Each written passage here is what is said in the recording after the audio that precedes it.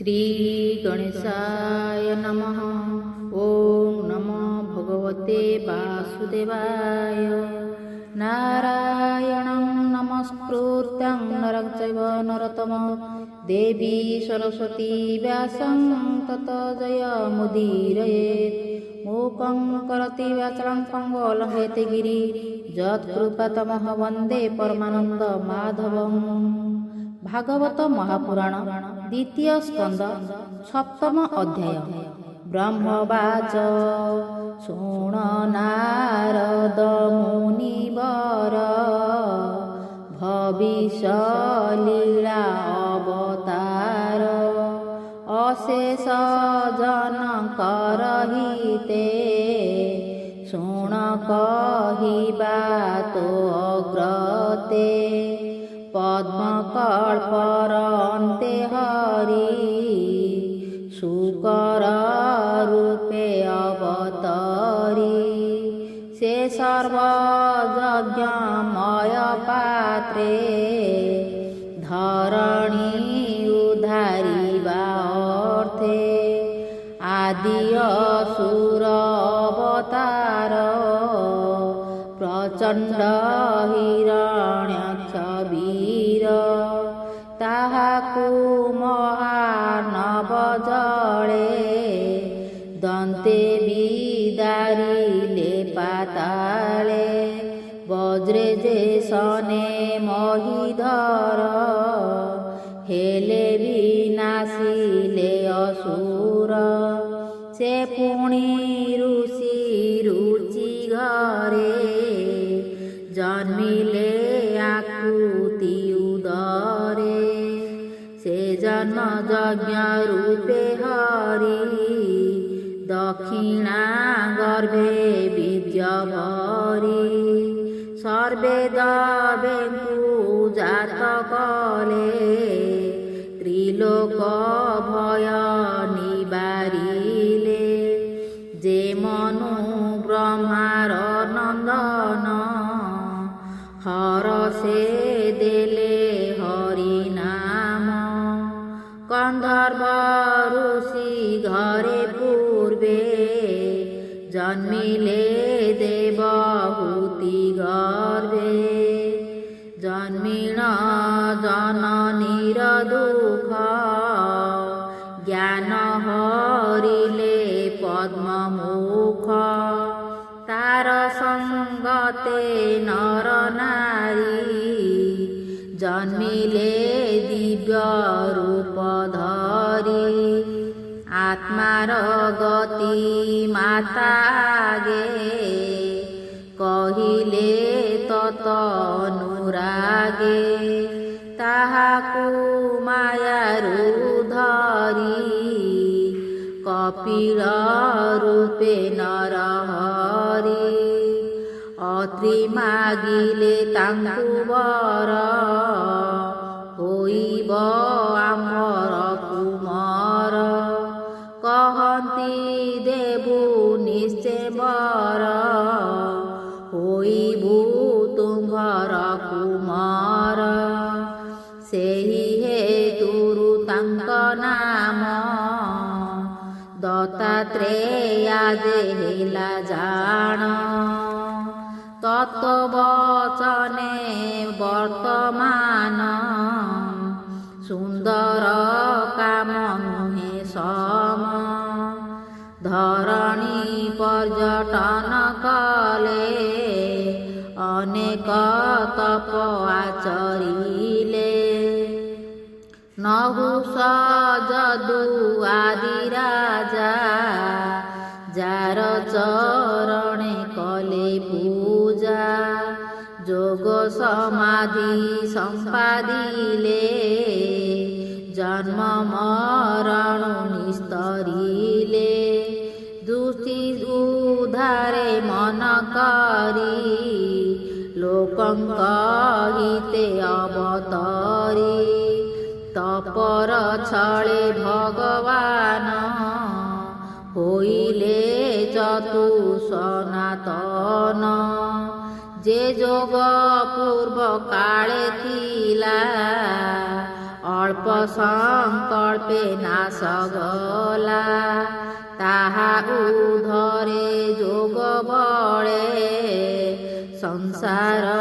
ଭିଆଇଲେ ଛଳେ ଦକ୍ଷ କୁମାରୀ ଗର୍ଭେ ହରି ଧର୍ମର ବୀଜ ଅବତରୀ ଯେ ଦକ୍ଷ କନ୍ୟା ମୂର୍ତ୍ତି ନାମ ସର୍ବସୁନ୍ଦର ଗୁଣଧାମ ତାର ଉଦରେ ପୂର୍ବ କଳ୍ପେ ଜନ୍ମିଲେ ନାରାୟଣ ରୂପେ ନର ଶରୀର ହରି ନାମ ସର୍ବସମ୍ପଦ ପୂର୍ବଧାମ ନିଶ୍ଚଳ ଯୋଗ ତପ ଧ୍ୟାନେ ବସିଲା ବଦରିକାଶ୍ରମେ ଦିବ୍ୟ ସୁବେଶ ନାନା ରଙ୍ଗେ ଆସି ମିଳିଲେ ତପ ଭଙ୍ଗେ ତହିଁ ଉର୍ବଶୀ ରୂପ ଦେଖି ଲାଜେ ହୋଇଲେ ଅଧମୁଖୀ କାହୁଁ କରିବେ ତପନାଶ ବାହୁଡ଼ି ଅଇଲେ ନିରାଶ କୋପନୟନେ ମୁନିଜନ କାମକୁ କରନ୍ତି ଦମନ କୋପକୁ ନ ପାରନ୍ତି ଦହି କୋପ ପ୍ରବେଶ ଜହି ନାହିଁ ଉତ୍ତାନ ପାଦ ରାଜା କୋଳେ ଧ୍ରୁବ ବାଳକ ସ୍ନେହ ଭୋଳେ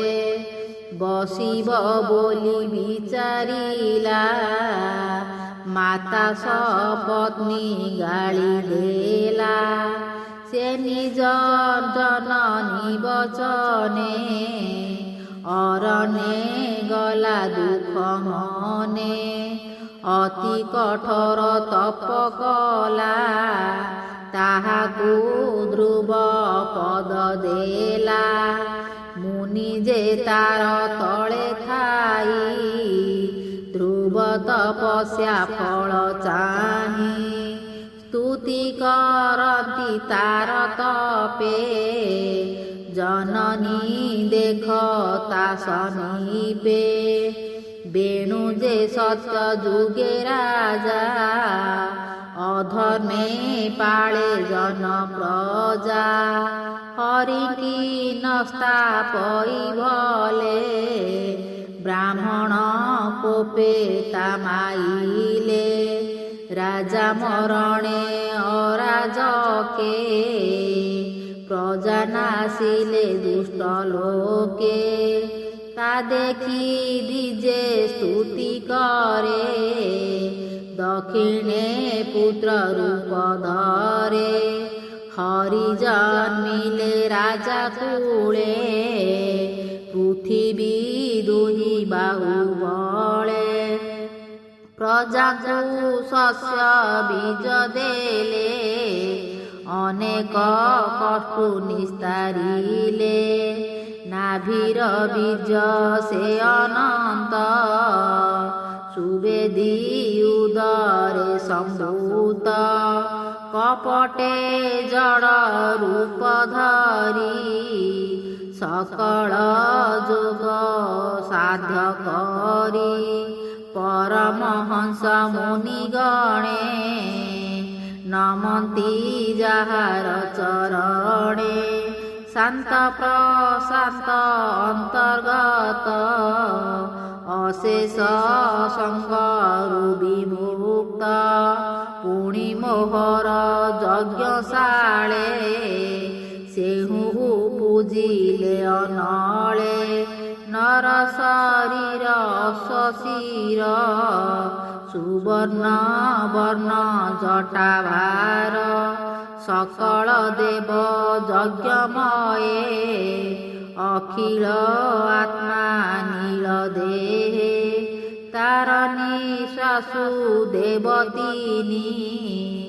জন্মিলে কর্মকাণ্ড ঘেনি ଯୁଗାନ୍ତ କାଳେ ମହାଜଳେ ରାଜା ତର୍ପଣ କରିଗଲେ। ମିଳିଲେ ମତ୍ସ୍ୟ ରୂପ ଧରି ରାଜା ତାରଣେ ନରହରି। ବାସବ ସମ୍ପଦ ଉଧରେ କ୍ଷୀର ସମୁଦ୍ରେ ମନ୍ଥିବାରେ।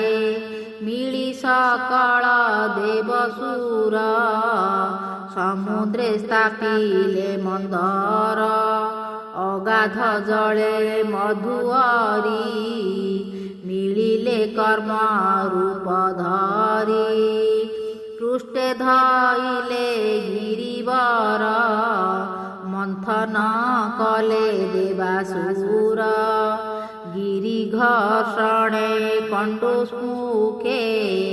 ନିଦ୍ରା ଶୟନେ ଊର୍ଦ୍ଧ୍ୱମୁଖେ। ପୁଣି ନୃସିଂହ ରୂପ ଧରି ହିରଣ କଶ୍ୟପ ବିଦାରି। ଭ୍ରମଇ ଭ୍ରୁକୁଟି କୁଟଳ ଦିଶେ ଶ୍ରୀମୁଖ ବିକରାଳ। ଗଦା ବୁଲାଇ ଅତି ବେଗେ ଦତ୍ତ ମିଳିଲା ସିଂହ ଆଗେ। ତକ୍ଷଣେ ଉରୁ ମଧ୍ୟେ ଧରି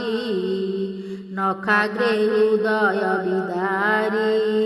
ମହାଦୈତ୍ୟଙ୍କୁ ନାଶ କଲେ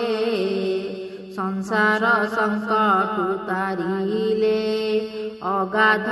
ସରୋବର ମଧ୍ୟେ କୁମ୍ଭୀର ଗଜ ଇନ୍ଦ୍ର ପଦେ। ଧଇଲା ଅତି ଦକ୍ଷ ବଳେ ହସ୍ତିର ଚରଣେ ନିଶ୍ଚଳେ। ଚଳି ନ ପାରି ଯୂଥପତି ଆରତେ ଭଜିଲା ଶ୍ରୀପତି। ହସ୍ତେ କମଳ ଊର୍ଦ୍ଧ୍ୱେ ତୋଳି ନୟନୁ ଅଶ୍ରୁ ଜଳ ଗଳି। ଆଦି ପୁରୁଷ ଲୋକନାଥ ତୀର୍ଥ ପବିତ୍ର ତୋର ଚିତ। ଶ୍ରବଣ ମଙ୍ଗଳ ତୋହର ପୁଣ୍ୟ ପୁରୁଷ ଗୁଣଧାର। ମୁହୂର୍ତ୍ତ ସାରେ ଉରୁବଳେ ଗ୍ରାହା ପୀଡ଼ନେ ଶୀତ ଜଳେ। ତୋ ବିନା ଅନ୍ୟ ଗତି ନାହିଁ ପ୍ରାଣ ମୋ ରଖ ଭାବଗ୍ରାହୀ। ରଖ ନ ରଖ ତୋ ଶରଣ ତୁ ଯେଣୁ ଅଖିଳ କାରଣ। ସେ ହରି ସ୍ତୁତି ଅନୁସନେ ଗଜ ବିକଳ ଯୋଗ ଧ୍ୟାନେ। ମରଣ କାଳେ ସୁମରିଲା ବିଷ୍ଣୁର ସମାଧି ଭାଜିଲା। ଯାର ମହିମା ଅପ୍ରମେୟ ନିମିଷେ ବହେ ନାନା ଦେହ। ଦକ୍ଷିଣ ଭୁଜେ ଚକ୍ର ଧରି ଗରୁଡ଼ କନ୍ଧେ ବିଜେ କରି। ଚକ୍ର ପ୍ରହାରେ ଗ୍ରାହା ମାରି ହସ୍ତିର ହସ୍ତ କରେ ଧରି। ଜଳୁ ଧରି ନାରାୟଣ ଅନନ୍ତେ ଗଲେ ତତ୍କ୍ଷଣ। ଅଦିତି ପୁତ୍ରଙ୍କର ମାନ ନିର୍ଗୁଣ ଶରୀରେ ବାମନ। ବଳିଛି ଛଳିବାର ଆସେ ଇନ୍ଦ୍ରାଦି ଦେବଙ୍କ ବିଶ୍ୱାସେ। କପଟେ ଦ୍ୱିଜ ରୂପ ଧରି ଦାନେ ସମ୍ପାଦ ତାର ହରି। ତ୍ରିପାଦେ ତିନି ଲୋକ ଜିଣି ଏ ଅଧି ଯଜ୍ଞ ନାମ ଭଣି। ସେ ବଳି ଦୃଢ଼ ସତ୍ୟ ମନେ କୃଷ୍ଣ ଚରଣେ ଅବଧାନେ। ଶୁକ୍ରର ବୋଲ ନ ଶୁଣିଲା ତ୍ରିପାଦ ଭୂମି ଦାନ ଦେଲା। ବିଷ୍ଣୁର ପାଦ ତଳେ ଇଚ୍ଛା ଇନ୍ଦ୍ରାଦି ପଦେ ନାହିଁ ବାଞ୍ଛା। ସର୍ବସମ୍ପଦ ଆତ୍ମା ତୁଲେ ଅର୍ପିଲା ବିଷ୍ଣୁ ପାଦ ମୂଳେ। ତୁଜେ ନାରଦ ତାର ଅଂଶେ ଶରୀର ବହୁ ମୋର ବଂଶେ ତପେ ଲଭିଲୁ ଦିବ୍ୟ ଜ୍ଞାନ ଯୋଗେ ହୋଇଲୁ ଯୋଗୀ ଜନ ମନୁଙ୍କ ମଧ୍ୟେ ମନୁ ବଂଶେ ସମ୍ଭବ ଚକ୍ରବର୍ତ୍ତୀ ଅଂଶେ ଦୁଷ୍ଟ ରାଜାଙ୍କୁ 10 ଦିଗେ ଜିଣି ସ୍ଥାପିଲେ ମାଦୁମାର୍ଗେ ସେ ଧନ୍ୱନ୍ତରୀ ରୂପ ଧରି ବ୍ରହ୍ମାଣ୍ଡ ମଧ୍ୟେ ଅବତରି ହରିଲେ ପ୍ରାଣୀଙ୍କର ବ୍ୟାଧି ଭିଆଇ ମନ୍ତ୍ର ମହୋଷଧି ଯଜ୍ଞ ସୌଭାଗ ଭୋଗ କଲା ପ୍ରାଣୀକୁ ଆୟୁର୍ବଳ ଦେଲା ବ୍ରାହ୍ମଣ ଦ୍ରୋହୀ ଦେଖି କୋପେ କ୍ଷତ୍ରିକୁ ପଶୁରାମ ରୂପେ ପରଶୁ ଦକ୍ଷ ଭୁଜେ ଧରି ଅବନୀ ପର୍ଯ୍ୟଟନ କରି କ୍ଷତ୍ରିୟ ରୁଧିର ତପଣେ ତୋଷିଲେ ନିଜ ପିତୃଗଣେ ମୋହର ବଚନ ଦୈତେରୀ ଇଚ୍ଛାକୁ ବଂଶେ ଅବତରି ପିତୃବଚନେ ଗଲେ ବନେ ସପତ୍ନୀ ସୁମିତ୍ରା ନନ୍ଦନେ ସୀତା ରାବଣ ହରି ନେଲା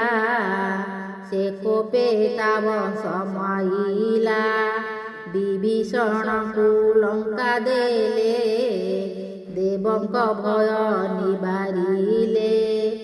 ଜଳାଧିପତି ଭୟଙ୍କରୀ ନାରାଚେ ଫଳ ରୂପେ ଧରି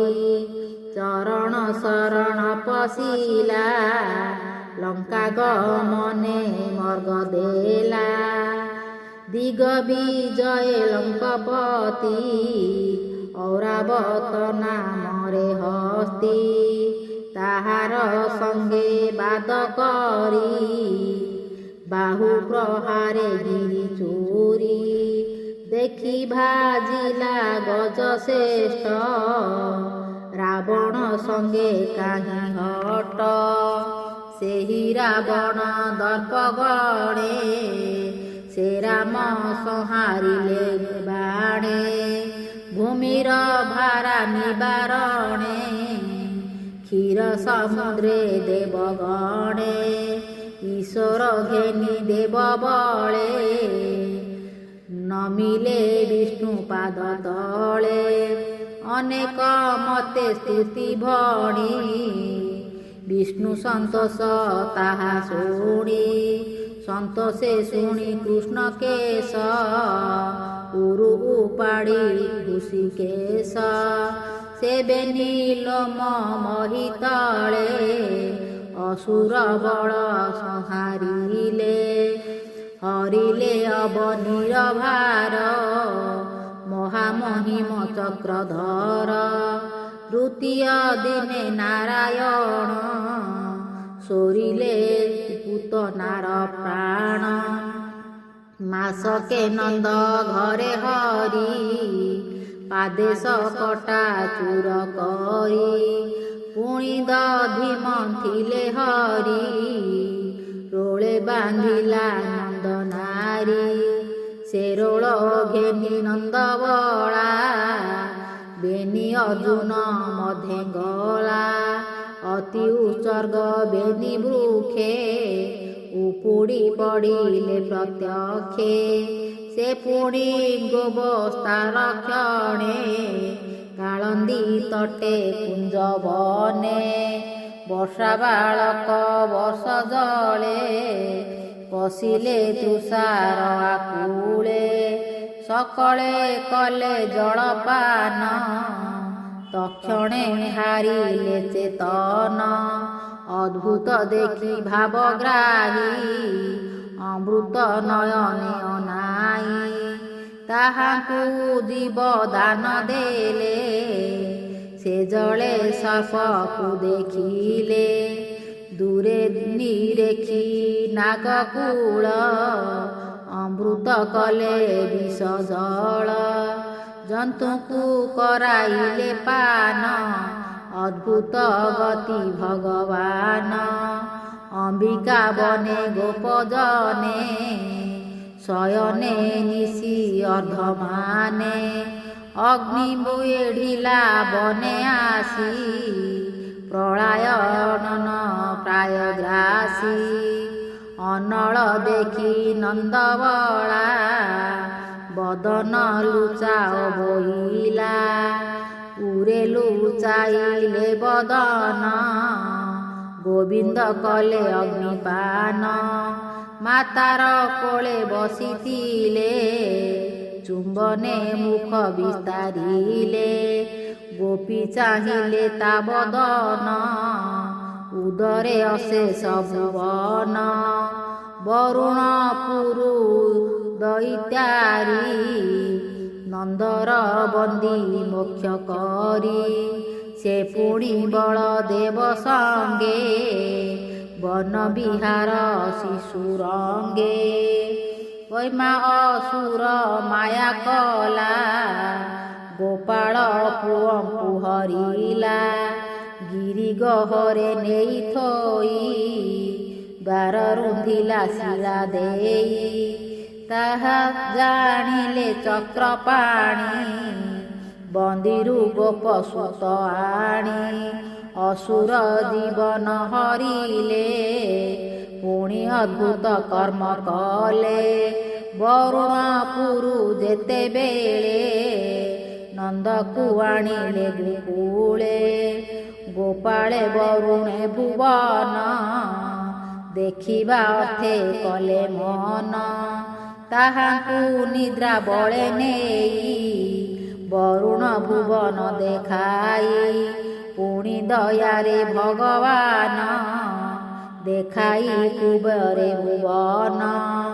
ଗୋପାଳେ ନନ୍ଦ ଗୋପ ମେଳେ ଇନ୍ଦ୍ର ଉତ୍ସବ ଯଜ୍ଞ କାଳେ ଗୋବିନ୍ଦ ବାକ୍ୟ ଯଜ୍ଞ ଭଜି ପର୍ବତ ଗୋବର୍ଦ୍ଧନ ପୂଜି ଇନ୍ଦ୍ର ବରସେ କୋପ କରି ପ୍ରଳୟ କାଳେ ଯେହ୍ନେ ବାରି ତା ଦେଖି କୃଷ୍ଣ ଦୟା ଚିତେ ଗୋରୁ ଗୋପାଳଙ୍କ ସଙ୍ଗତେ ସପ୍ତ ବରସର କୁମର ହସ୍ତେ ଉପାଡ଼ି ଗିରିବର ଛତ୍ର ଆକାରେ ବାମ କରେ ଧରଇ ଅଙ୍ଗୁଳି ଉପରେ ଶପଥ ଦିନ ବୃଷ୍ଟି କଲା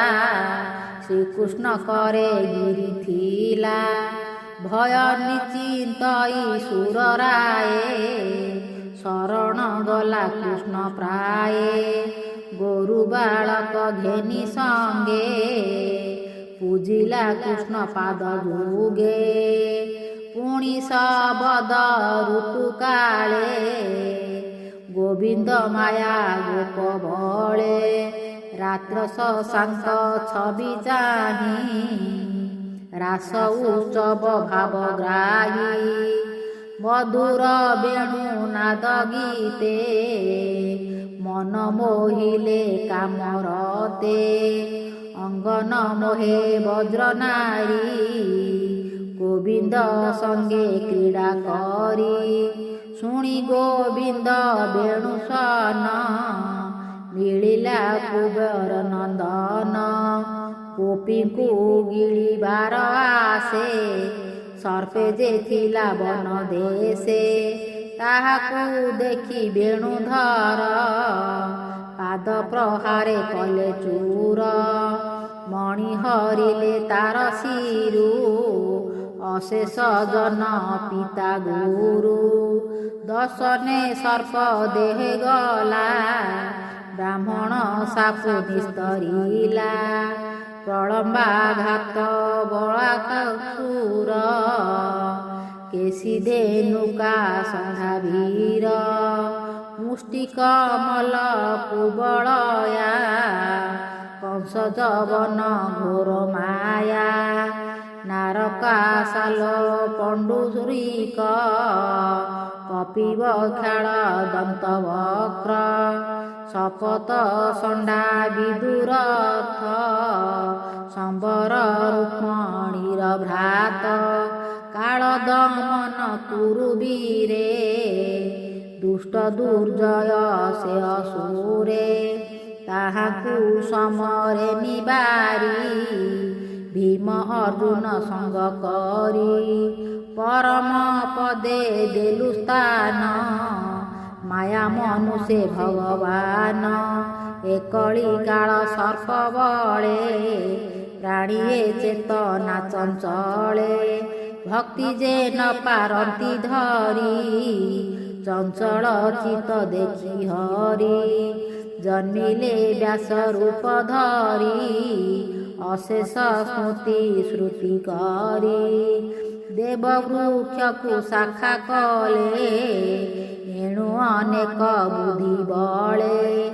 ଅସୁରେ ତେଜି ଦେବ ମାର୍ଗେ ମାୟାବୀ ମାନେ କଳି ଯୁଗେ ତାହାଙ୍କ ନିସ୍ତାର ଯେମନ୍ତେ ଦୃଶ୍ୟ ଅଦୃଶ୍ୟ ଶୂନ୍ୟ ପଥେ କରିଲେ ବହୁ ଜନହିତ ସେ କଥା ଜାଣି ଜଗନ୍ନାଥ ଅଜ୍ଞାନ ମଦେ ନ ବୁଝିବେ ଜନ ଜନକୁ ହିଂସଇବେ ବିଷ୍ଣୁ ସ୍ମରଣ ଗୁଣ କଥା ନ କରି ଅନ୍ୟ ମାର୍ଗେ ଚିନ୍ତା ଦ୍ୱିଜ ପାଷଣ୍ଡ ଆଚରିବେ ସ୍ୱଧର୍ମ ଯଜ୍ଞ ନ କରିବେ ରାଜା ହୋଇବେ ଶୂଦ୍ର ଜନେ ପ୍ରଜା ପୀଡ଼ିବ କର ଧନେ ଯେ ସ୍ୱାଦ ବଶକାର ଛାଡ଼ି କରିବେ ଦୂରଚାର ଏ କର୍ମ ଦେଖି କଳ୍କି ରୂପେ ଅସହାରୋହୀ ମହାକୋପେ ଖଡ଼୍ଗେ ସଂହାରିବେ ନିହସ୍ତେ ପାଷାଣ୍ଡ ଜନ ଏ ଜଗତେ ଶେଷେ ସ୍ଥାପିବେ ଧର୍ମ ପଥେ ସେବକ ଜନ ଏ ଜଗତେ ଯେ ସ୍ୱାର୍ଥ ତପ ବ୍ରହ୍ମଗତି ନବ ଋଷି ଯେ ପ୍ରଜାପତି ଯେ ଜ୍ଞାନ ଅର୍ଥ ତପ କାମ ଯଜ୍ଞ ସମ୍ଭାବ ଅନୁପମ ଅମର ଗଣେ ରାଜା ଗଣ ସଂହାରେ ଅଧର୍ମ କାରଣ ହର ହର ତିନି ପୁର ଯେ ସର୍ବ ବିଷ୍ଣୁର ଶରୀର ଏଣୁ ସେ ମାୟା ରୂପ ଧରେ କଳ୍ପ କଳ୍ପାତେ ସୃଷ୍ଟି କରେ ସେ ବିଷ୍ଣୁ ମହିମା ସଂସାରେ କେ ପୁଣ୍ୟ ସଂଖ୍ୟା କରିପାରେ ଯେ କବି ଭୂମି ରେଣୁ ଗତି ସେହୁ ନ ପାରିବ ପ୍ରମାଣୀ ଯେ ବିଷ୍ଣୁ ପଦ୍ମ ପାଦ ଘାତେ ବ୍ରହ୍ମାଣ୍ଡ ଫାଟିଲା କୁରିତେ ଶୋଧୁନି ଛାଡ଼ି ଭୂମି ଗତେ ଆକାଶୁ ପଡ଼ନ୍ତେ ତୁରିତେ ନିଜ ଶରୀରେ ତାର ଥିଲା ଯେ ଘୋଷେ ପ୍ରକୃତି କମ୍ପିଲା ଏମନ୍ତ ହରିର ମହିମା କେ ଜାଣିପାରେ ଗୁଣ ସୀମା ତୋର ଅଗ୍ରତ ମୁନି ଶାନ୍ତ ସେ କାହିଁ ପାରିବ ତା ଅନ୍ତ ବ୍ରହ୍ମ ଶଙ୍କର ନପମାଣେ ଅପରେ କେବା ତାହା ଜାଣେ ବାସୁକି ଆୟୁଷ ବଦନେ ସମର୍ଥ ନୋହେ ଗୁଣ ଗାନେ ଏବେ ନାରଦ ଶୁଣ ଧୀରେ ଯେବା ତରିଲେ ମାୟା ଘୋରେ ତା ମାୟା ଜାଣି ଚିତ ଡରେ ସେ ଯେ ସଂସାରୁ ତରିଗଲେ ମୁହିଁ ଜାଣଇ ମାୟା ତାର ତୁ ଜାଣୁ ଜଣାଇ ସଂସାର ପ୍ରହ୍ଲାଦ ଜାଣେ ଅନ୍ତର୍ଗତେ ମନୁଜେ କୁଟୁମ୍ବ ସହିତେ ପ୍ରାଚୀବ ରହି ଚତୁରଙ୍ଗ ଧ୍ରୁବ ଇଚ୍ଛାକୁ ମୁଚୁକୁନ୍ଦ ବିଧେୟ ସୋମପୁତ୍ର ଗାଦି ରଘୁ ଅମ୍ବରୀଶ ସୁବୁଦ୍ଧି ଗୟାନ ହୁସ ଆଦି ଯେତେ ଶୁଣ ନାରଦ କହୁତୋତେ ମାନ୍ଧାତା ନହୁ ସୁତ ମଧ୍ୟନୁ ଶିରେ ତରନ୍ତି ଗଙ୍ଗା ସୋନୁ ଯେ ଦେବମତି ବିରି ବଳି ବିରାଜା ରାୟ ଦିଲୀପର ତନୁଜା ଦେବର ପିପଲାଦ ଶିବ ସାତ ତ ସଙ୍ଗେରେ ଉଦ୍ଧବ ଯେ ପରାଶର ଭୂରି ସେଣ ରାବଣ ଭ୍ରାତା କୁମ୍ଭକର୍ଣ୍ଣ ବାମନ ବିପ୍ର ଦେବଦତ୍ତ ବିଦୁର ସୁତ ସେ ବିପଥ ବ୍ରାହ୍ମଣ ଶୂଦ୍ର ଦେବତୁଲେ ବିଷ୍ଣୁ ମାୟାରୁ ତରି ଗଲେ ଶୁଣ ସୁଜନେ ଶୂଦ୍ର ନାରୀ ଶବଦ ତୁଲେ ଗଲେ ତରି ଅଦ୍ଭୁତ କର୍ମ ତାହାଙ୍କର ଯେ ଭାବେ ନାହିଁ ପରପାର ନିତ୍ୟ ପ୍ରଶାନ୍ତେ ସେ ନିର୍ଭୟେ ପ୍ରବୋଧ ମାତ୍ର ତାର ଦେହେ ସେ ସୂକ୍ଷ୍ମ ସର୍ବ ଘଟେ ସମ ରୂପ ଅରୂପ ସର୍ବଧାମ ଶିବ ନ ପାରେ ଯାହା କହି ଅନ୍ୟାନ୍ୟ କ୍ରିୟା ଯୋଗେ କାହିଁ ଯାର ସମ୍ମୁଖେ ଗର୍ଭ ଭଗବତୀ ଲାଜେ ପଳାଇ ଶିରପୋତି ନିଜ ସ୍ୱରୂପ ତାର ଚିନ୍ତି ପରମ ପୁରୁଷ ବୋଲାନ୍ତି ଅଜସ୍ର ସୁଖ ସେ ବିକାଶେ ନାହିଁ ତାହାର ରୂପରେଖ ଯାହାର ପାଦ ଦୃଢ଼ ଚିତେ ଯୋଗ ଧାରଣେ ଅନ୍ତର୍ଗତେ ଭାବି ଛାଡ଼ନ୍ତି ସର୍ବତାପ ସମୁଦ୍ର ତଟେ ଯେହ୍ନେ କୂପ ସେ ହରି କବଲର ନାଥ ଭାବ ସ୍ୱଭାବେ ଜଗତ କହି ସର୍ବଦେହେ ବସେ ସମିଧ ସ୍ୱଭାବେ ପ୍ରକାଶେ ଦେହ ବିଯୋଗେ କାଳ ଦେହି ଗଗନ ପ୍ରାୟ ଶୂନ୍ୟ ରହି ହେ ପୁତ୍ର କହିଲି ମୁଁ ତୋତେ ହରି ମହିମା ଭାଗବତେ ସତ ଅସତ ରୂପ ସେହି ମାୟା ଅଶେଷ ଦେବ ବହି କରଇ ଆତ୍ମା ଖେଳା ଲୀଳା ତାର ଚରିତ ଭାଗବେଳା ଏ ଭାଗବତ ଧର୍ମ ଯେତେ ଗୋବିନ୍ଦ କହିଲେ ଯେ ମୋତେ ସର୍ବସମ୍ପଦର ଏ ମୂଳ ଅଶେଷ ଧର୍ମ ଯଜ୍ଞ ଫଳ ଏହା ବିସ୍ତାରି କହ ମୁଖେ ସଂସାରୁ ତରିବେ ତା ସୁଖେ ଯେ ମତେ ପ୍ରାଣୀ କର ଚିତ ବିଷ୍ଣୁ ବିଷୟ ଅବିରତ ଯେ ମତେ ନାଶେ ଶୋକ ମୋହ ইতি সংকল্পে তাত কহ মায়া ন লাগে তার চিতে সে দৃঢ়ে সুখে অবিরতে নই ঈশ্বরর মায়া সে শুনে যার তার দয়া হেমন্ত ভাগবত বাণী নারদ ব্রহ্মা মুখ শুনি মন আনন্দে কৃতকৃত্য कहई दास जगन्नाथ इति श्रीमद्भागवते महापुराणे परमहंस्यां संहितायां 82 द्वितीय स्कन्धे ब्रह्मा नारद संवादे नाम सप्तमोऽध्याय। ओम नमो भगवते वासुदेवाय।